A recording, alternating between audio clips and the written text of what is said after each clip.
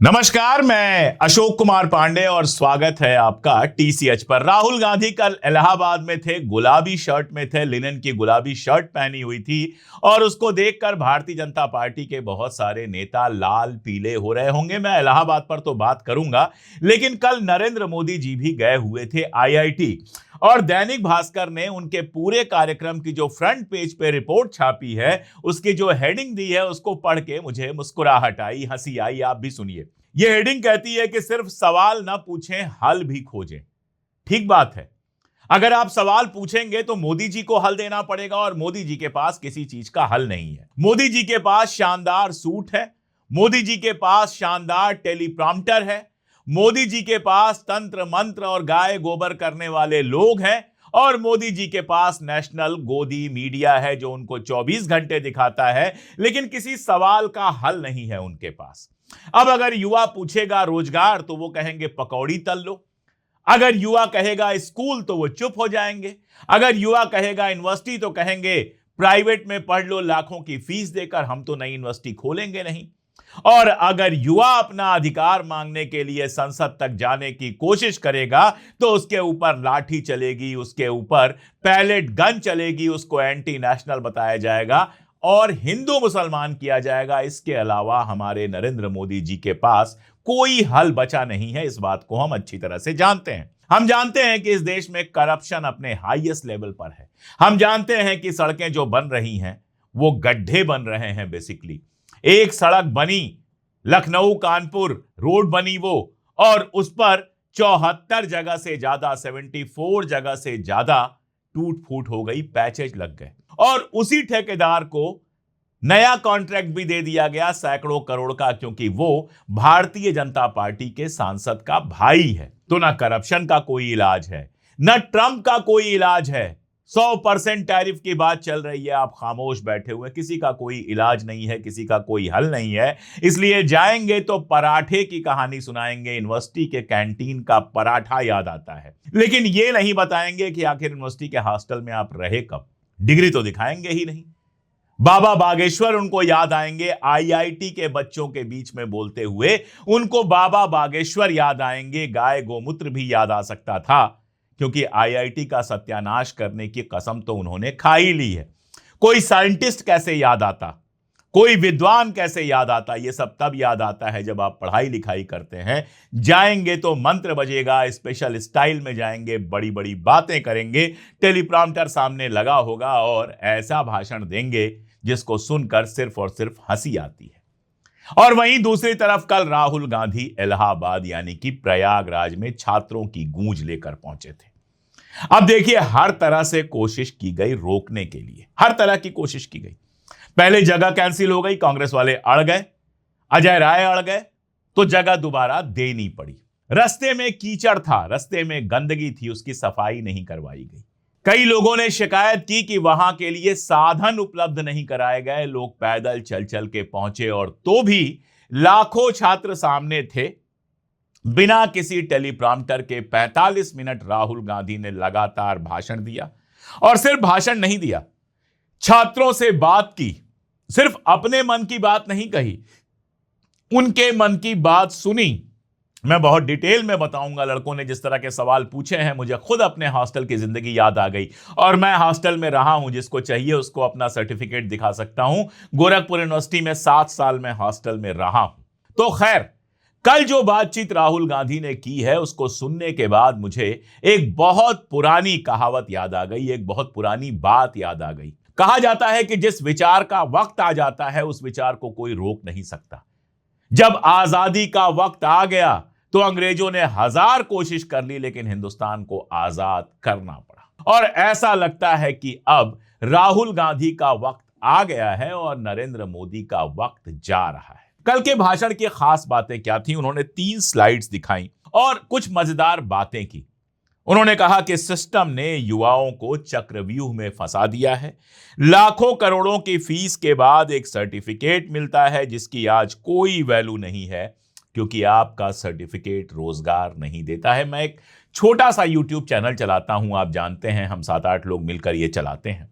कोई ऐसा दिन नहीं बीतता है जब किसी दोस्त का, किसी जानने वाले का, किसी अनजान आदमी का मेल ना आए या व्हाट्सएप ना आए या फोन ना आए कि अशोक भाई एक बच्चा है, देखो अगर आपके पास नौकरी हो, अशोक भाई एक बच्ची है, देखो अगर आपके पास नौकरी है। डिग्री देखेंगे आप, कोई एमबीए किया हुआ है, कोई इंजीनियरिंग किया हुआ है, कोई कोई डिग्री किया हुआ है, 20, 25, 30 हजार की नौकरी में काम करने को तैयार हैं, लेकिन मार्केट में नौकरी नहीं है। यह एक ऐसी हकीकत है जिससे कोई भी झुठला नहीं सकता। हर तरह की डिग्री, पत्रकारिता करके बच्चे घूम रहे हैं, नहीं है नौकरी। इंजीनियरिंग करके घूम रहे हैं, नहीं है नौकरी। बीए, एमए, बीबीए, इन सबों की तो बात ही छोड़ दीजिए। इनके लिए नौकरी मार्केट में है तो 15, 20 हजार, 25 हजार की नौकरी है, जिसमें दिल्ली जैसे शहर में अकेले भी घर चला पाना लगभग नामुमकिन है। ये बात उन्होंने उठाई और साथ में एक और बात उठाई जो मैं भी अपने यार दोस्तों के बीच में तो कहता ही रहता हूं। नरेंद्र मोदी लगातार रील बनाने को बहुत बड़ी चीज कहते हैं। हालांकि इन्हीं रीलों ने जेनजी के मूवमेंट में उनका जीना हराम कर दिया तो खुद रील बनाने लगे। लेकिन क्या कहते हैं नौजवान, रील बनाएं, इंटरनेट सस्ता हो गया है, सबके हाथ में मोबाइल है, रील बनाएं, रील से पैसा कमाएं। एक बात तो मैं आपको बता दूं कि अगर 100 लोग रील बनाते हैं तो शायद किसी एक का मामला वहां तक पहुंचता है कि वो 4 पैसे कमा सके। 99 लोग बनाए जा रहे हैं रील, इंस्टा पर यहां वहां लोड किए जा रहे हैं, कोई देख नहीं रहा। थोड़े बहुत लोग देख भी रहे हैं तो उससे कोई पैसा नहीं आ रहा। इस हकीकत को जानिए सबसे पहले। और दूसरी बात कि जो देश 24 घंटे रील के नशे में रहेगा वो पढ़ेगा, लिखेगा, सोचेगा कब? तो बच्चों को एक नशा दिया जा रहा है रील का। हाथ में मोबाइल ले लो और उल्टी सीधी रीलें बनाते रहो, उल्टी सीधी रीलें देखते रहो, पूरी जिंदगी उसी में तुम्हारी तबाह हो जाए, तुम कुछ ना कर सको। हालांकि युवा वर्ग बहुत होशियार होता है, हमें लगता है बच्चे हैं, बेवकूफ हैं, लेकिन वो हमसे ज्यादा होशियार होते हैं। आपने देखा कि जब जेनजी मूवमेंट चल रहा था तो बच्चों ने कैसी रील्स बनाई और कैसी रील बनाकर सीधे सीधे सरकार से सवाल कर रहे हैं। लेकिन इसके बावजूद ये उम्र रील बनाने की और रील दिखाने की नहीं है। और रील मतलब क्या? 99% कचरा, उल्टी सीधी बातें, गाली गलौज, औरतों के खिलाफ चीजें, सास बहू की कहानियां, ऐसी चीजें जिनसे आपका घटिया मनोरंजन होता है। कितनी रीलें ऐसी हैं जो सरकार से सवाल करती हैं, कितनी रीलें ऐसी हैं जो आपके मुद्दे उठाती हैं, कितनी रीलें ऐसी हैं जो इतिहास का सच बताती हैं? नहीं, ये सब नहीं है। आप व्हाट्सएप पढ़िए, रील देखिए और पड़े रहिए दिन भर। यही सरकार चाहती है। ना नौकरी मांगिए आप और ना ही सरकार पर कोई सवाल उठाइए। तो प्रधानमंत्री कह रहे हैं रील बनाइए, पैसा कमाइए, और राहुल गांधी कह रहे हैं रील के नशे से बाहर निकलिए। मैं कुछ नहीं कहूंगा कौन सही है कौन गलत है। अगर आप एक बच्चे के बाप हैं या एक बच्चे के बड़े भाई हैं, बच्चा जब मैं कह रहा हूं तो अपनी उम्र के हिसाब से कह रहा हूं, 12-15 साल के बच्चों से लेके 20, 21, 22 साल के बच्चे अगर आपके घर में हैं तो आप खुद सोचिए कि आप क्या चाहेंगे, वो रील बनाए या पढ़ाई लिखाई करें? आप अपने बच्चे से क्या उम्मीद करेंगे कि वो 24 घंटे टेढ़ा मेढ़ा होकर, बाल में पिन लगाकर, कभी कुछ करके कभी कुछ करके रील बनाए, सड़क के किनारे रील बनाए और कभी सड़क के किनारे एक्सीडेंट के चपेट में आ जाए रील के चक्कर में, रील के चक्कर में किसी नदी में गिर पड़े? क्या चाहेंगे आप? क्या चाहेंगे शाम को घर लौटकर? क्या देखना चाहेंगे? यह देखना चाहेंगे कि आपका बच्चा लेटा हुआ है पेट के बल, शरीर थुलथुला होता जा रहा है और मोबाइल हाथ में लेकर लगातार रील देख रहा है? यह देखना चाहेंगे? या यह देखना चाहेंगे कि अपने टेबल चेयर पर बैठकर अपने कोर्स की या फिर कोई अच्छी किताब पढ़ रहा है? इससे ही तय होगा कि किसकी बात सही है। अगर आपको लगता है मोदी जी की बात सही है तो फिर अपने बच्चे के हाथ से किताब छीनकर फेंक दीजिए, अच्छा वाला मोबाइल खरीद के दीजिए और कहिए बेटा 24 घंटे होते हैं, कम से कम 6 घंटे 8 घंटे तो रील देखा करो, तभी अच्छे रीलटे बन पाओगे। और अगर आपको राहुल गांधी की बात सही लगती है तो आप अपने बच्चे से कहेंगे कि रील देखकर जिंदगी तबाह न करो, इससे किसी का भला नहीं हुआ है। कोर्स की किताबें पढ़ो, अच्छी किताबें पढ़ो, अच्छे इंसान बनो। आप क्या कहेंगे? इसी से तय होगा कि आप किसके साथ हैं।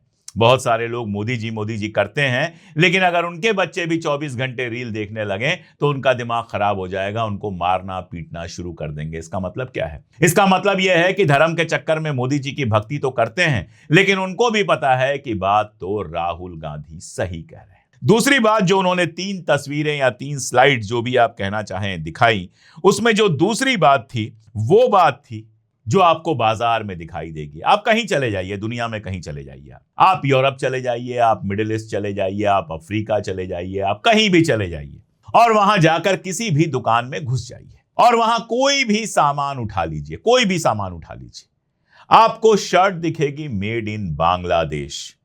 इलेक्ट्रॉनिक आइटम देखने जाएंगे तो made in Vietnam, made in China, हो सकता है कि आपको मेड इन जर्मनी वगैरह भी दिखाई दे। इसके अलावा ज्यादा जरूरत नहीं है, आप किसी सब्जी की दुकान पे चले जाइए और वहां जो मसाले पड़े हों उनको उठाकर देख लीजिए। किसी हिंदुस्तानी इंडियन स्टोर्स होते हैं यूरोप में और जगहों पर भी होते हैं, वहां चले जाइए। मिडिल ईस्ट के किसी इस तरह के स्टोर पे चले जाइए और वहां देखिए जो आपको मसाले मिले, जरा देखिए कि मेड इन इंडिया मसाले मिल रहे हैं क्या। आपको मेड इन पाकिस्तान मसाले मिल जाएंगे, मेड इन बांग्लादेश मसाले मिल जाएंगे, मेड इन इंडिया मसाले आप नहीं ढूंढ पाएंगे। या एक आध कोई चीज आपको मिल जाएगी, हल्दीराम वगैरह मिलता है, लेकिन एक आध कोई और चीज इसके अलावा मिल जाएगी। लेकिन असल बात जो इलेक्ट्रॉनिक्स और बाकी सारी चीजें मैंने की, वो तो आप कहीं भी आजमा सकते हैं। आप छोड़िए यूरोप वरब, छोड़िए, अपने शहर के किसी इलेक्ट्रॉनिक के स्टोर पर जाइए, मोबाइल खरीदने जाइए।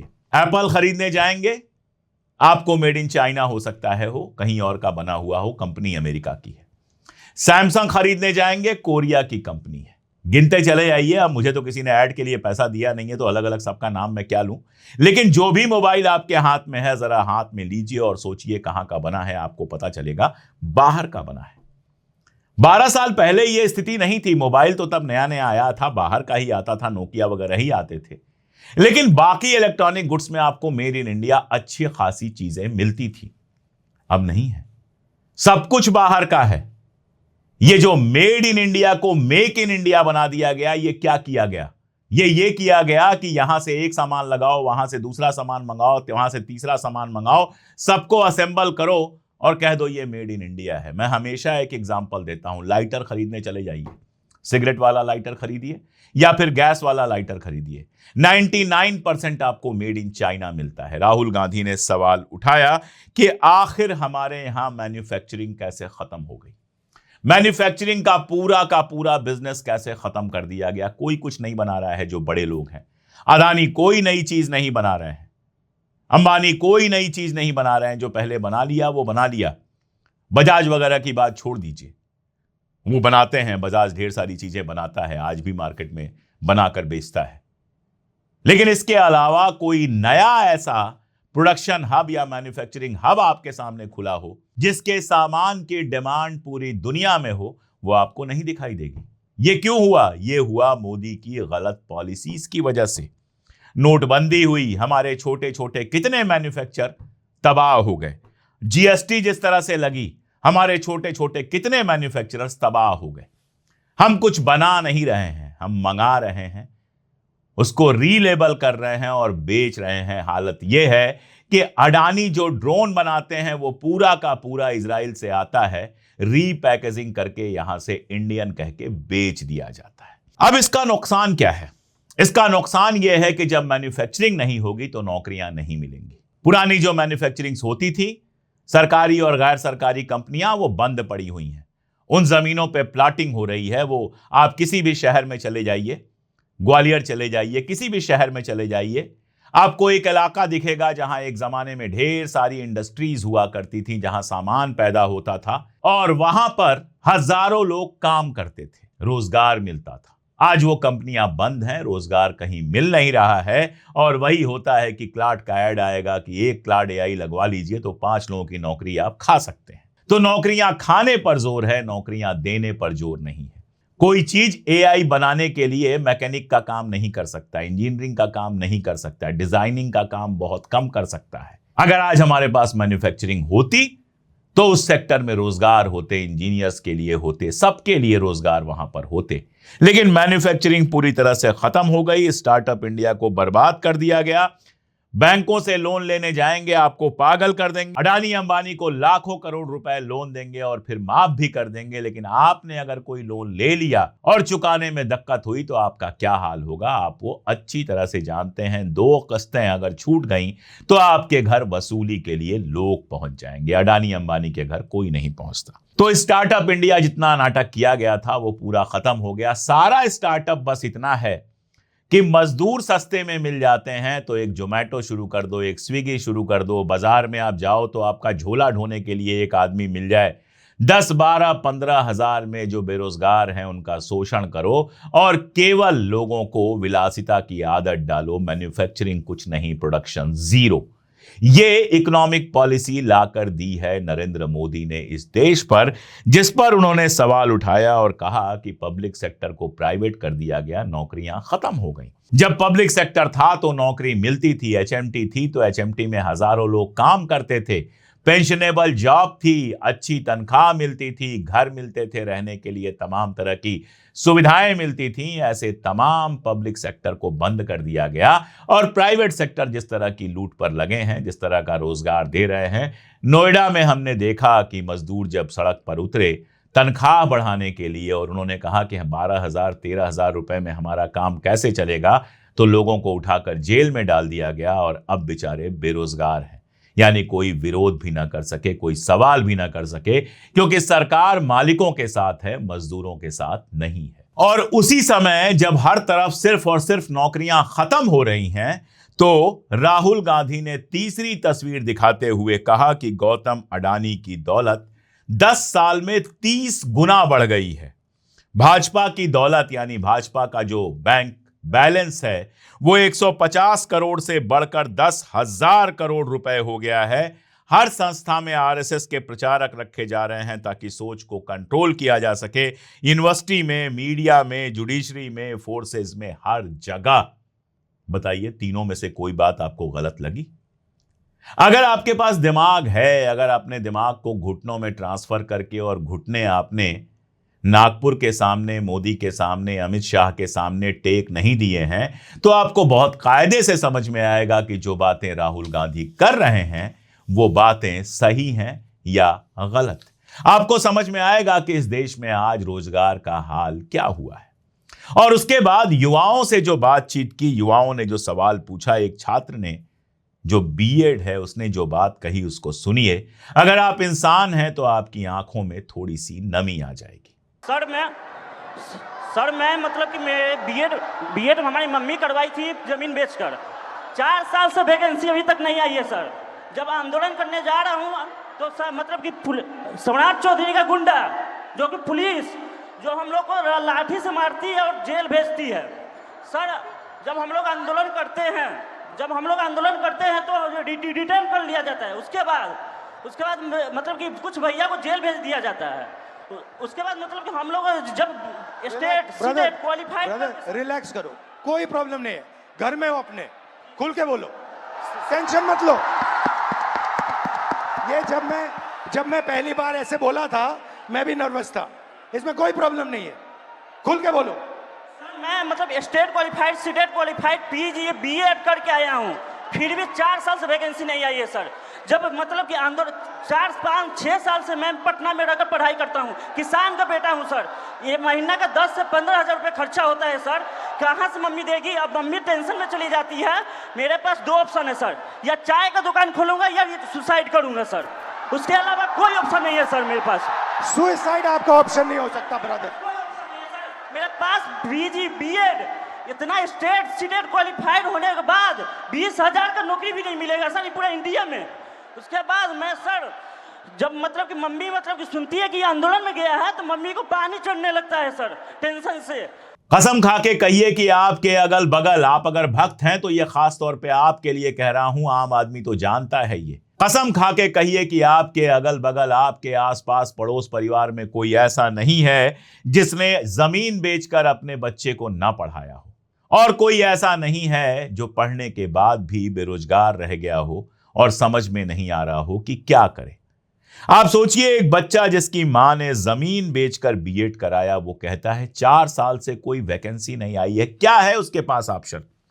या तो किसी प्राइवेट स्कूल में जाकर 12-15 हज़ार में पढ़ाए और गालियां सुने, या बेरोजगार रहे, और तो कोई ऑप्शन आपने छोड़ा नहीं, क्योंकि वैकेंसी आ ही नहीं रही है। और वैकेंसी आएगी तो पेपर लीक हो जाएगा, नहीं पेपर लीक होगा तो कोई कोर्ट केस हो जाएगा और फाइनली नौकरी नहीं मिलेगी। 4 साल से वैकेंसी नहीं आई है। हर साल अगर 25,000 बच्चे भी ये कोर्स कर रहे हैं बीएड का, तो 2 लाख बेरोजगार सिर्फ 1 डिग्री से पैदा हो गए। इनमें से जाने कितने बच्चे ऐसे होंगे जिनके घर वालों ने जमीन बेचकर, कर्जा लेकर किसी तरह से इनको पढ़ाया होगा। इलाहाबाद अगर आप गए हैं, प्रयागराज जबान पर नहीं आता है, अभी मेरे पुराने लोग हैं, हम इलाहाबाद ही आता है। इलाहाबाद अगर आप गए हैं और उन इलाकों में गए हैं जहां बच्चे हॉस्टलों में रहते हैं, हॉस्टल या किराए के मकानों में रहते हैं, तो जरा जाकर देखिएगा। सुबह दाल भात चोखा बना लिया, दिन भर का काम चल रहा है। शाम को आकर दाल अगर दाल चोखा बचा हुआ है तो रोटी सेक ली, उससे खा लिया, अचार से खा लिया, कभी सब्जी बना ली। इतने पैसे नहीं होते हैं कि कभी मन करे तो बाहर का कुछ खा सके। मैं कहता हूं कि वहां असल में वो साधना कर रहे हैं, तपस्वी हैं वो। 10,000 12,000 रुपए घर वाले किसी तरह से भेज पाते हैं तो उनका काम चलता है। क्यों? सिर्फ इसलिए कि उनको लगता है कि इस मेहनत के बाद रोजगार मिल जाएगा और उनकी जिंदगी थोड़ी बेहतर हो जाएगी। लेकिन उनकी जिंदगियों के साथ क्या हो रहा है, एक और छात्र ने बताया, उसको जरा सा सुन लीजिए। मेरा नाम अविनाश है। मैं इन्हीं छात्रों में से कोई एक जरूर हूं। चूंकि मैं ये कह सकता हूं सर कि मैंने अपनी तैयारी 2018 में शिक्षक भर्ती के लिए की थी। 2018 से आज तक मैं उसी की तैयारी कर रहा हूं। क्यों? सरकार के पास जगह खाली है, फिर भी वैकेंसियां नहीं दी जा रही हैं। पद हैं, सरकार चाहे तो नौकरी दे सकती है, लेकिन नहीं दे रही, क्योंकि नौकरी देगी तो नौकरी में खर्च करना पड़ेगा, तनख्वाह देनी पड़ेगी। फिर जो 4.5 करोड़ रुपए रोज खर्चा हो रहे हैं सरकार के विज्ञापन में, उनका क्या होगा? उससे पैसा काटना पड़ेगा ना। विभागों के पास करोड़ों रुपए अपने प्रचार के लिए है, लेकिन लोगों को नौकरी देने के लिए नहीं है। जो डीएम है, जो एसपी हैं, वो कांवड़ ले जाने वाले लड़कों के ऊपर फूल बरसा रहे हैं, हवाई जहाज में, हेलीकॉप्टर में बैठकर फूल बरसा रहे हैं। लेकिन नौकरियां मांगने बच्चे निकलेंगे तो उनके ऊपर लाठी पड़ेगी। ये है मोदी योगी की हिंदू सरकार। इनमें से 90% बच्चे हिंदू होंगे। इलाहाबाद आप जाएंगे तो जो नौकरी की तैयारी कर रहे हैं, लाठियां खा रहे हैं, उनमें से 70-80% हिंदू ही आपको मिलेंगे। लेकिन इन हिंदुओं की चिंता नहीं है। इनको वो वाला जेनजी चाहिए जो मस्जिद के सामने डीजे पर डांस कर सके। इनको वो वाला जेनजी चाहिए जो दिन रात सोशल मीडिया पर बैठकर हमारे जैसे लोगों को गाली दे सके। इनको वो वाला जेनजी चाहिए जो दिन में व्हाट्सएप पढ़े और रात को रील देखे। इनको वो वाला जेनजी चाहिए जो कांवड़ के नाम पर नशा करे, कांवड़ के नाम पर गुंडागर्दी करे और फिर जाकर भगवा गले में डालकर इनके पार्टी के लिए काम करे। इनको अनपढ़ और तकरीबन नशे में डूबा हुआ, या तो व्हाट्सएप के नशे में, या रील के नशे में, या शराब के नशे में, या किसी और नशे में डूबा हुआ युवा चाहिए। जो युवा पढ़ता है, लिखता है, सवाल उठाता है, नौकरियां मांगता है, वो इनको पसंद नहीं है। और इसीलिए मैं आपसे कह रहा हूं कि इनका समय जा चुका है। 10-12 साल लोगों को खूब बेवकूफ बनाया, खूब सपने दिखाए, चांद के सपने दिखाए, तारों के सपने दिखाए, कहा सूरज पे ट्रेन चलवा देंगे, चांद पे हवाई जहाज चलवा देंगे, सब दिखाए सपने। जो चप्पल पहनते हैं वो हवाई जहाज में चलेंगे। हालत ये हुई कि जो हवाई जहाज में चलते थे वो चप्पल पहनने लगे, जूते पहनने की औकात नहीं रह गई। नौकरियां गई। सुबह आप गए ये सोच के कि महीने के आखिर में लाख रुपए तनख्वाह मिलेगी, और दोपहर में पता चला आपकी नौकरी खत्म हो चुकी है। किसान परेशान, मजदूर परेशान, छात्र परेशान, सब परेशान। और राहुल गांधी ने उसी को टैप किया, वही सवाल उठाए। राहुल गांधी 10 साल से यही सवाल उठा रहे हैं। लेकिन तब आप नशे में थे, तब आपको लगता था ये सब बेकार की बातें हैं, मोदी जी जादू की छड़ी घुमाएंगे और देश कहां से कहां पहुंच जाएगा। अब लोगों के समझ में आ गया है कि जिसको वो जादू की छड़ी समझ रहे थे, वो तो दरअसल टूटी हुई लकड़ी है जिसको एआई से छड़ी बना दिया गया था। सब कुछ झूठ, सब कुछ नकली, और सब कुछ सिर्फ और सिर्फ आपको बेवकूफ बनाने के लिए।